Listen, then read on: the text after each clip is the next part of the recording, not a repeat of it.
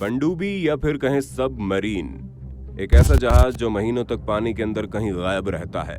एक ऐसा जहाज जो रहता तो भले ही पानी के अंदर है, लेकिन फिर भी वहां पीने का भरपूर पानी उपलब्ध नहीं होता। एक ऐसा जहाज जहां सांस लेने के लिए ठीक से ऑक्सीजन नहीं मिल पाती। और इस कठिन परिस्थितियों में उस जहाज में रहकर हमारे देश की रक्षा करने वाले हमारे देश के ऐसे जाबाज, जिसे धूप देखे भी कई महीने बीत जाते हैं, जहां हमारे देश के नौसैनिकों की सीमित मात्रा में भोजन, कुछ घंटों की नींद और हफ्तों तक बिना नहाए रहना पड़ता है। और आज हम इस वीडियो में आपको बताएंगे कैसे हमारे नौसैनिक इस कठिन परिस्थिति में रहकर देश के सरहदों की सुरक्षा करते हैं। कैसे काम करता है सबमरीन? सबमरीन यानी पानी में चलने वाली एक ऐसी जहाज होती है जिसे हिंदी में पनडुब्बी भी कहते हैं। इस जहाज की सबसे खास बात ये होती है कि ये जहाज समुद्र की गहराइयों में गोते लगा सकता है। और इतना ही नहीं, कई महीनों तक ये लगातार समुद्र के भीतर रहकर अपने दुश्मनों की निगरानी कर सकता है। पनडुब्बियों को इतना मजबूत बनाया जाता है कि ये पानी के भीतर लाखों टन के पानी के दबाव को सहन कर पाए। यही वजह है कि कुछ पनडुब्बियां समुद्र के भीतर 300 मीटर से भी अधिक गहराई तक जा सकती है। पूरी दुनिया में पहली बार साल 1602 में एक डच वैज्ञानिक ने पनडुब्बी का आविष्कार किया था। ये पनडुब्बी लकड़ी की बनी हुई थी, जिसके ऊपरी भाग को चमड़े से कवर किया गया।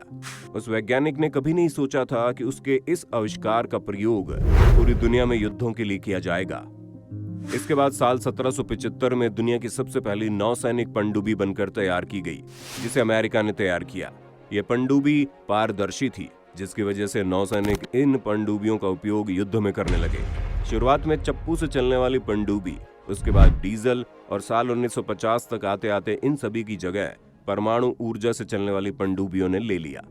परमाणु ऊर्जा के विकास ने गजब की क्रांति ला दी थी। अब पनडुब्बियों को चलाने के लिए हवा की कोई जरूरत नहीं थी। पनडुब्बी पानी के अंदर ही अपनी हवा की सारी जरूरतों को पूरा कर सकता है। और आज विज्ञान के क्षेत्र में इतनी तरक्की के बाद वैज्ञानिकों ने समुद्री जल से ऑक्सीजन ग्रहण करने वाली पनडुब्बियों का भी निर्माण कर लिया है। यही वजह है कि अब पनडुब्बियां कई सप्ताह ही नहीं, बल्कि कई महीनों तक पानी के अंदर रहने की क्षमता रखती है। आज के समय में पूरी दुनिया में सबसे अधिक परमाणु ऊर्जा से चलने वाली सबमरीन को ही बनाया जा रहा है, जिसके अंदर मॉडर्न टेक्नोलॉजी की मशीनें भी लगाई जा रही हैं, जो महीनों तक पानी में रहने के साथ साथ सैकड़ों किलोमीटर दूर पानी में छुपे दुश्मनों को भी ढूंढ निकालने की ताकत रखता है। कैसे रहते हैं नौसैनिक? सबमरीन के अंदर की जिंदगी बड़ी कठिन होती है, जहां ऐसी परिस्थितियों में काम करना पड़ता है जिसकी आप कल्पना भी नहीं कर सकते। सबमरीन के अंदर बहुत ही कम जगह होती है, क्योंकि सबमरीन के अंदर मौजूद अधिकतर जगहों पर तमाम तरह की मशीनें मौजूद होती हैं। महीनों तक पानी के अंदर होने की वजह से पनडुब्बी में रहने वाले नौसैनिकों को धूप देखे बिना कई महीने गुजारने पड़ते हैं। पनडुब्बी में तैनात सभी सैनिक जैसे ही समुद्र के भीतर समुद्र की गहराइयों में गोते लगाते हैं, उनका बाहरी दुनिया से संपर्क लगभग खत्म हो जाता है।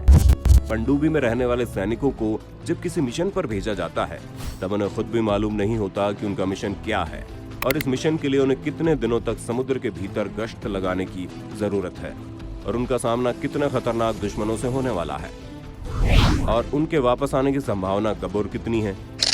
बिना नहाए गुजरता है दिन। पनडुब्बी के अंदर रहने वाले सैनिकों को हफ्तों तक बिना नहाए ही रहना पड़ता है, और कई बार तो 15 से 20 दिन बिना नहाए ही निकालने पड़ते हैं। महीनों तक पानी के अंदर रहने की वजह से पनडुब्बी के अंदर खाने और पीने की बहुत ही लिमिटेड क्वांटिटी होती है। हर सैनिक के लिए खाना और लिमिटेड पानी फिक्स रहता है।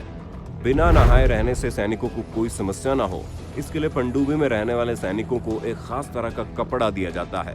ये कपड़ा नॉर्मल कपड़ों से अलग होता है, जिस पर एक खास तरह की केमिकल लगी होती है, जिसे पनडुब्बी में रहने वाले सैनिक हफ्तों तक लगातार पहन सकते हैं। और कपड़ों में प्रयोग होने वाले केमिकल उन्हें बैक्टीरिया से दूर रखते हैं। पनडुब्बी के अंदर मौजूद सैनिकों में, चाहे वो सैनिकों का हेड हो या फिर नॉर्मल सैनिक, इन सभी का ड्रेस बिल्कुल एक जैसा ही होता है। सीमित मात्रा में खाना। पनडुब्बी के अंदर रहने वाले सैनिकों को मिलने वाले खाने की बात करें तो उन्हें बहुत ही लिमिटेड क्वांटिटी में खाना मिलता है, और इतना ही नहीं, उन्हें खाने के लिए समय भी बहुत लिमिटेड ही मिलता है। पनडुब्बी में रहने वाले सैनिकों को बिना तड़के की दाल, रोटी, चावल और बहुत ही कम मसालों वाली सिंपल सब्जी दी जाती है। कभी कभी ताज़ा खाना न बन पाने की वजह से उन सैनिकों को पहले से ही पैक्ड खाना भी दिया जाता है। पनडुब्बी के अंदर एक छोटी सी रसोई होती है, और खाना बनाते वक्त इस बात का ध्यान रखा जाता है कि खाना बनाने के दौरान कम से कम धुआं उठे। क्योंकि पनडुब्बी के अंदर से धुएं को बाहर निकालना बड़ा मुश्किल काम होता है। पनडुब्बी के अंदर इलेक्ट्रिसिटी के लिए ढेर सारे चार्ज्ड बैटरी मौजूद होते हैं। इसी वजह से रसोई का काम भी बहुत सावधानी से करना पड़ता है। अगर गलती से भी कोई चिंगारी भड़की तो वह चिंगारी पूरी पनडुब्बी को ही एक आग का गोला बना देगी। पनडुब्बी के अंदर बहुत कम जगह होने की वजह से अंदर मौजूद सभी सैनिक एक साथ खाना नहीं खा पाते। खाना खाने के लिए एक छोटी सी जगह मौजूद होती है जहां हर सैनिक बारी बारी जाकर अपना खाना खाता है और सैनिकों को खाने के लिए सिर्फ 12 मिनट ही मिलते हैं। कुछ घंटों की नींद। पनडुब्बी के अंदर मौजूद सैनिकों को सोने के लिए मुश्किल से 3 से 4 घंटे का समय ही मिल पाता है। पनडुब्बी के अंदर तमाम तरह की मशीनें मौजूद होने की वजह से वहां बहुत ही कम जगह बचती है। बहुत छोटी छोटी जगहों पर सैनिकों को सोने के लिए रैक बने होते हैं। एक छोटे से कैबिन में भी उनके 5 से 10 सैनिक सो जाते हैं। समुद्र की गहराइयों में कम ऑक्सीजन और घबराहट की वजह से बहुत से सैनिकों के लिए सोना मुश्किल हो जाता है। हर पल खतरे के बीच जिंदगी। समुद्र के भीतर सैकड़ों मीटर की गहराइयों में मौजूद किसी पनडुब्बी में काम करने वाले हर सैनिक की कोई न कोई खास काम जरूर होता है। अगर एक सैनिक भी अपने काम में जरा सा भी चूक कर दे तो पूरी की पूरी पनडुब्बी खतरे में आ सकती है। और इसके साथ ही पनडुब्बी में रहने वाले 9 सेनाओं को हर वक्त दुश्मनों से चौकन्ना रहने की जरूरत भी पड़ती है। इससे साफ जाहिर है कि पनडुब्बी के अंदर की जिंदगी कितनी खतरनाक और मुश्किल भरी होती है। दोस्तों, अगर हम बात अपने देश भारत की करें तो साल 1967 में भारत की पहली पनडुब्बी कलवरी को भारतीय नौसेना ने शामिल किया, जिसे 30 सालों की सेवा के बाद 31 मार्च 1996 को नौसेना ने रिटायर कर दिया। इसके बाद विभिन्न श्रेणियों की बहुत सी पनडुब्बियां नौसेना का हिस्सा बनी। मौजूदा समय में भारत के पास 16 से 17 पनडुब्बियां मौजूद हैं, जिसमें से INS अरिहंत और INS चक्र परमाणु ऊर्जा से चलने वाली पनडुब्बियां हैं। उससे भी बेहतरीन बात यह है कि INS अरिहंत का निर्माण भारत में ही किया गया है। अपना पहला ट्रायल करने के बाद साल 2018 में PM मोदी ने इसे भारतीय नौसेना को सौंप दिया था।